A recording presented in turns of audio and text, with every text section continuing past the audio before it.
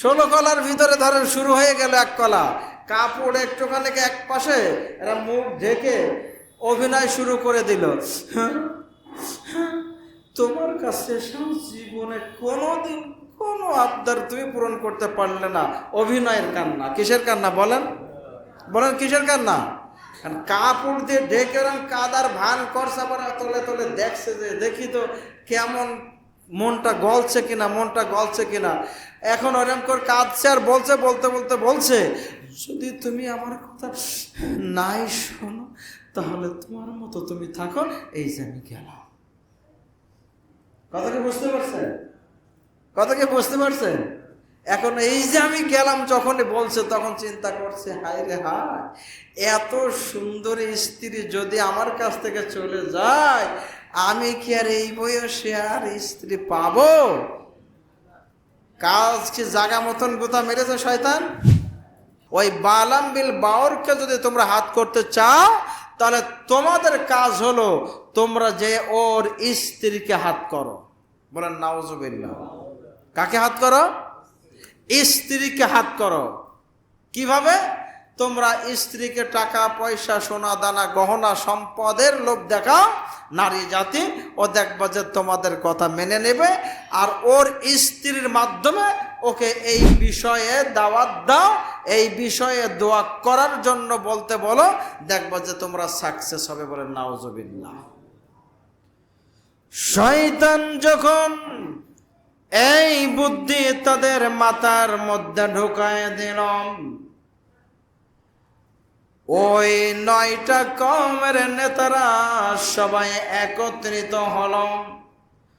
তারা ওই নারীর কাছে গেল, নারীকে যে বলল, শোনো, তোমার মাথার থেকে পা পর্যন্ত সারা শরীর আমরা স্বর্ণ দ্বারা ঢেকে দেব, যত সম্পদ চাইবে সম্পদ দিয়ে দেব, তুমি যা চাইবে আমরা সব আবদার পুরা করে দেব।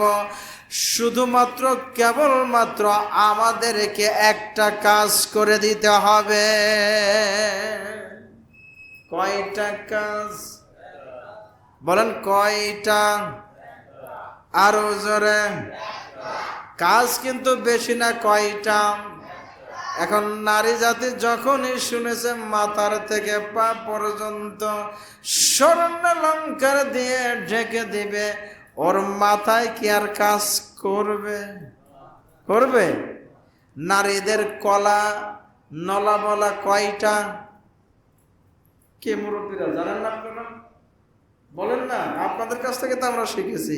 নারীদের কলা হইল 18 কলা। কয় কলা? কথা বলেন না কেন? আমি বানিয়ে বলছি না। মুরব্বীরা সামনে বসে যদি আপনারা না বলেন একটু, তা আমি কি করে ওয়াজ করে আপনাদের বোঝাবো? নারীদের কলা কয়টা? আরে কলা মানে এই কলা না, প্রলোভনের কলা। কিসের কলা?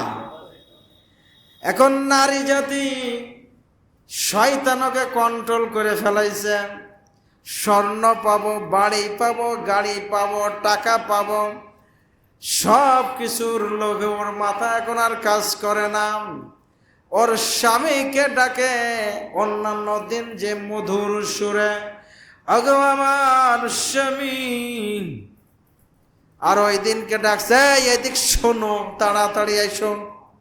আওয়াজের মধ্যে পার্থক্য আছে না নাই?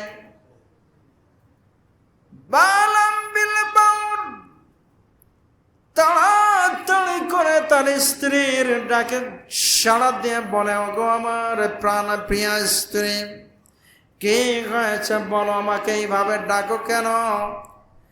স্ত্রী বলে, আমি তোমাকে একটা কাজ করতে বলবো, কোনোদিন কোনো আদেশ করি নাই, আজকে তোমাকে আমি একটা কাজ করতে বলবো, সেই কাজটুকু তুমি করে দিবা কিনা বলো।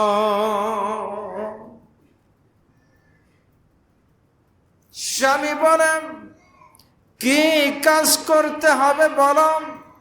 তুমি আমার প্রাণ প্রিয় স্ত্রী, তোমার কথা না শুনলে কি হয়? বলে, তুমি আমার কথা যদি শোনো তাহলে আমি তোমাকে যা যা বলবো আমরা সব কিছুর মালিক হয়ে যাব। একটা কাজ শুধু জামানার পয়গম্বর মুসার বিরুদ্ধে একটু দোয়া করতে হবে। কার বিরুদ্ধে বলেন সবাই? কার বিরুদ্ধে? তিনি কি সাধারণ মানুষ না অসাধারণ? কথা বলেন। নবীদের মধ্যে সব থেকে মেজাজ হট নবী ছিল। ফিরাউনের মতো মানুষ টিকতে পারে নাই তার সামনে। পারছে নাকি? এক থাবড়ে একজনকে মেরেই ফেলছে। যে সে মার নাকি আপনি মনে করছেন এক থাবড়ে একটা মানুষ মেরে ফেলা? কত বড় তেজস্ক্রিয় সম্পূর্ণ হাতের ওজন ছিল তার, এক থাবড়ে শেষ। সেই নবীর বিরুদ্ধে স্ত্রী দোয়া করতে যখনই বলছে একদম সাথে সাথে এখানে যাও, নবীর বিরুদ্ধে আমি দোয়া করবো এটা কখনো হতে পারে নাকি? এ দোয়া করাই যাবে না, যাও সরো। এখন স্ত্রীদের কলা কয়টা বললাম একটু আগে? হ্যাঁ, কয় গলা? 16 কলা, 18 কলা, কত কলা যারও হবে আল্লাহ ভালো জানে, ঠিক না? এখন 16 কলার ভিতরে ধরেন শুরু হয়ে গেল এক কলা, কাপড় একটুখানি এক পাশে এরা মুখ ঢেকে অভিনয় শুরু করে দিল। তোমার কাছে জীবনে কোনোদিন কোনো আবদার তুমি পূরণ করতে পারলে না। অভিনয়ের কান্না। কিসের কান্না বলেন? বলেন কিসের কান্না?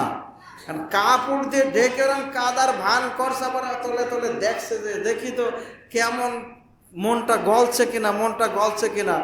এখন ওরকম করে কাঁদছে আর বলছে, বলতে বলতে বলছে যদি তুমি আমার কথা নাই শোনো তাহলে তোমার মতো তুমি থাকো, এই যে আমি গেলাম।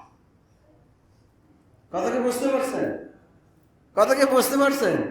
এখন এই যে আমি গেলাম যখনই বলছে তখন চিন্তা করছে হায় রে হায়, এত সুন্দর স্ত্রী যদি আমার কাছ থেকে চলে যায় আমি কি আর এই বয়সে আর স্ত্রী পাবো? কাজ কি জাগা মতন গোতা মেরেছে শয়তান? মারছে? বাঁচার কোনো উপায় আছে? বাঁচার উপায় আছে? যাই হোক, আজকে এত সময় নাই, কি শোনাবো? সময় তো শেষ হয়ে গেল। আপনারা তো ধীরে সুস্থে আসেন, যদি আগে আগে আসেন আলোচনা আর একটু আগে করা যায়। তো ভাইরা আমার, নারী জাতি থেকে সাবধানে থাকতে হবে। ঘটনাটা টার্নিং পয়েন্ট সামনে থাকলো। আগামী দিন আগে আগে সলাত আদায় করতে আইসেন। আপনারা আসলে আমি আপনাদেরকে পুরা ঘটনা এই যে জায়গার থেকে বাদ রাখলাম এখান থেকে আপনাদেরকে কোরআনের আলোকে শোনানোর চেষ্টা করবো ইনশাআল্লাহ।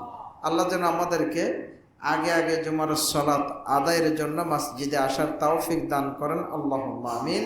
আসসালামু আলাইকুম ওয়া রাহমাতুল্লাহি ওয়া বারাকাতুহু।